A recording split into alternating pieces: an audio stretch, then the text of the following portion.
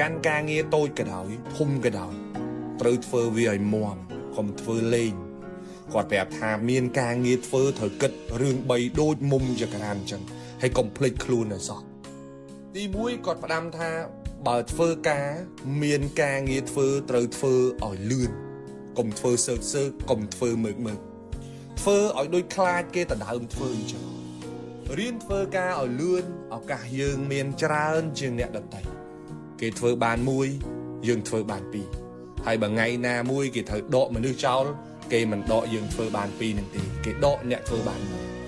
ពេលធ្វើការត្រូវគិតថាការងារនឹងវាប្រៀបដូចជាការងាររបស់យើងចឹងការងារបង្រៀនមនុស្សយើងទម្លាប់ធ្វើការឲ្យគេ